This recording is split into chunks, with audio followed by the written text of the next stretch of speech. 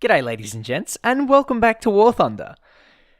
Today we're going to have a look at another little thing, I guess, about the D5 Stuka. Yes, that's right. After a few requests, a couple of people have suggested for me to take out the machine guns instead of the cannons on the D5 Stuka, and honestly, oh man, you're in for one interesting game. It was really fun. Again, the D5 Stuka, I've gone over this in the previous video. It's fun. It's not that great, but it's very fun. And oh, this is one very interesting game. So obviously you can't really swap out the MG151s in the wing route, but you can swap out the pods on the ends of the wings. And one of the good things about that is you have 12 machine guns. Not only that, the MG81s, which I believe have a faster rate of fire than the MG17s, you have a lot of ammo to burn as well, and this thing is just amazing.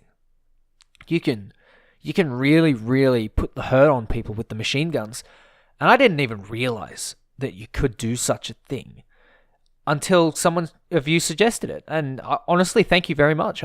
I had so much fun recording this. I think I gave it 2 battles, and this might have been the second one. I can't really remember, but this was done on stream. So if you guys are interested, yeah, it's in the description below. So yeah, I've got a couple other socials, so you might want to check them out. But for now, I'm just doing the standard thing you do in a D5 Stuka. I'm climbing roughly towards the enemy. I'm using that air start. And because it's bulge, ooh, what's this? I get a decent air start. It's, fairly decent air start. And you get an altitude advantage, I suppose.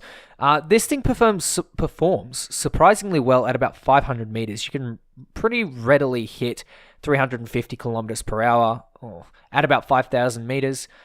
And that can actually be put to good use because you can chase down fighters that are climbing by, diving a little bit. So if an enemy fighter might be at 4,000 meters or 5,000 meters, and you're at 5,500 and 300 kilometers per hour, you can pretty much pick up a little bit of speed.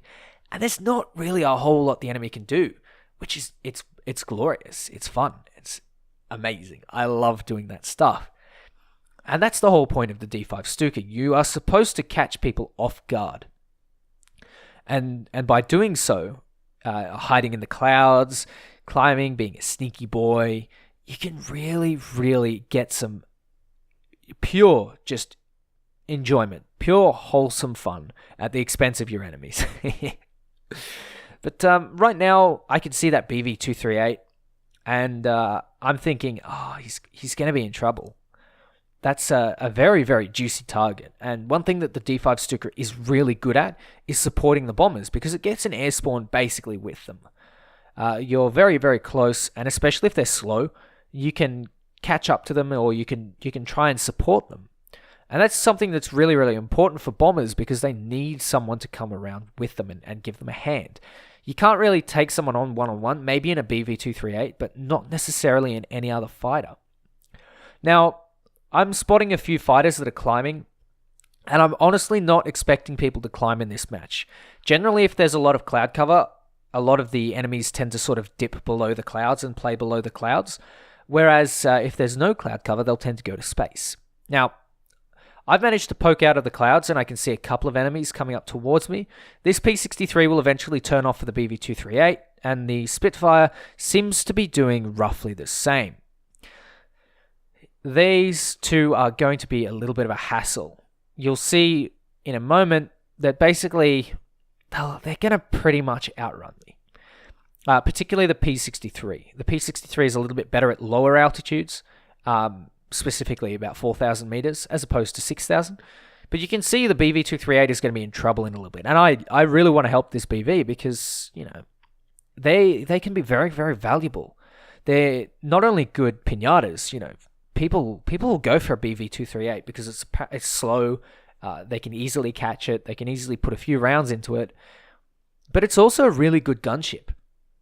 That thing can be monstrous if given the right situation and given the right opponent. So what I need to do is I need to take out as many enemies around it as possible, even if it is just going to be bait. Now, right below me, I see a contrail, and one of the things that or a vapor trail rather, no conspiracies here, but yeah, let's just say, oh boy, that guy went boom very, very fast. That's a lot of damage. I can't help myself. That was just spectacular. Honestly, I've never seen many explosions from a Stuka. That amazing. That's just something else. And the chat reaction was pretty good as well. Everyone was sort of stunned that guy just blew up. Now that may have been the 151s, but something tells me that it might have been just the sheer volume of fire from those 7.92s. I think it was the 792s. But, end of the day, you've got both. And I'm going to use both quite extensively in this match. You can see, often what you do is you have your high caliber guns, and maybe they don't have a lot of ammo, but if they do, which is, in this case, you can use them for ranging. If you have, like, one of them, for example, you can almost use it to force a turn. I do this a little bit with the smaller caliber guns on BF-109s. Sometimes I'll fire the small caliber guns to try and force people to turn. Now, the 7.92s don't tend to have a massive range, but in this case, I'm honestly not sure what their range is because I'll use stealth belts just for the surprise factor. Now, this Spitfire here, I'm trying to close the distance. He's going back to his base, and I need to get rid of that. Because if he runs back to his base and stays there, I'm never going to be able to take him out. He's going to constantly run away from me, and the time that it takes to cross the airfield in a Stuka is so long that the chance of me getting shot down by AA is really high. So I'm spraying a little bit, a couple of quick bursts, waiting for that hit, and that's when the Spitfire starts to panic. He puts himself into a right-hand turn, and I go to follow, realize that I can't keep up with him, and then I go straight into the vertical. This is what you do. You put yourself into the vertical when you're at high speed in a Stuka to basically fall back down on the enemy and let the cannons do the work. Well, actually, I'm pretty sure that was the MGs, but either way, he's dead. And he's very dead. His pilot's gone. And I think that the gun pods had something to do with that, being so far out on the wing that they converged onto his pilot. I think that's really interesting to keep in mind. Obviously, you don't want to aim the reticle. You're going to have to sacrifice one gun pod to get your shots on target for the other one. And that's what I did in that situation. You're not aiming necessarily the reticle, you're aiming the pod. And you're estimating roughly where it's going to hit on the plane. And then you just let the volume of fire do the work. This thing has such an insane volume of fire, and it's beautiful. It's just bellissimo. I love it. And that's the fun with the D5 Stuka. As you can see, I've spotted a P40 off to the left, and he's going to be my next victim. I'm going to try and employ the same tactic, keep my speed up, try and keep my movements to a minimum so I bleed as little energy as possible.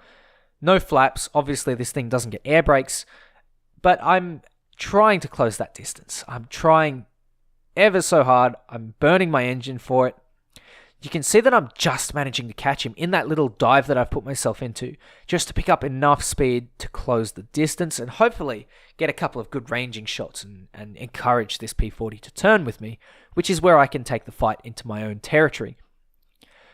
I'm closing in. I'm at about 1.1 now, and it's getting really close. So I might start to open up at about 0.9, 0.8, maybe even a little bit further, and you can see just what it'll do. You don't need to spray a lot, you just need to sort of roughly know where you are, and there we go. He's gone into a turn. He's panicked, he's going into a turn, and...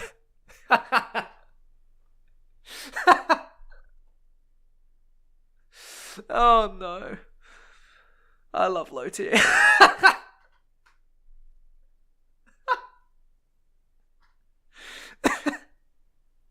He panicked and he puts himself into the trees. Oh no.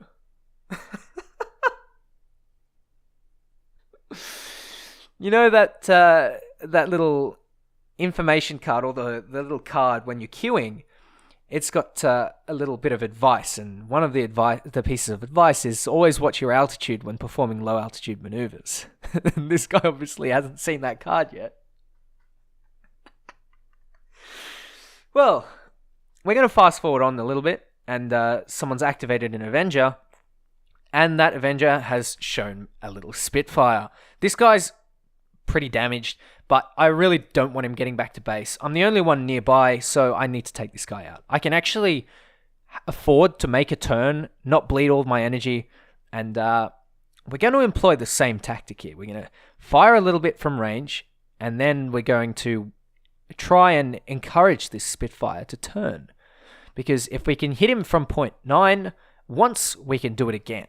And obviously, if you're within gun range, you should be considering doing some evasive maneuvers anyway.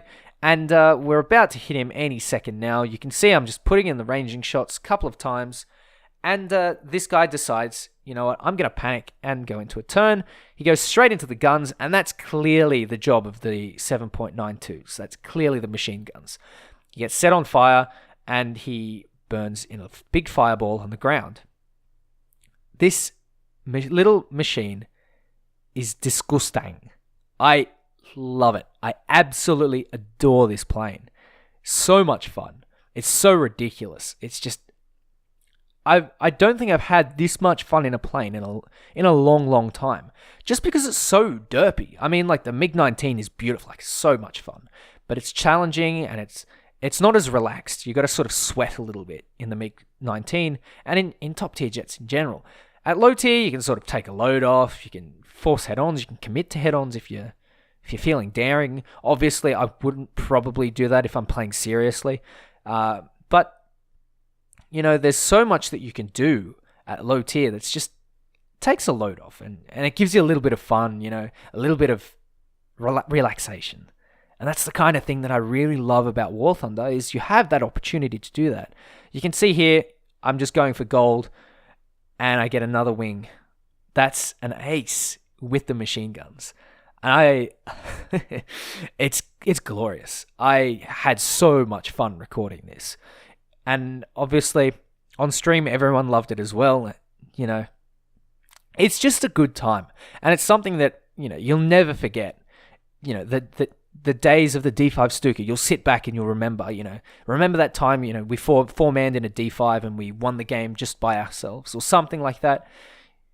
You'll make memories with this plane. You jump in a D5, grab your mates, grab some D5 Stuka, you know, have some fun.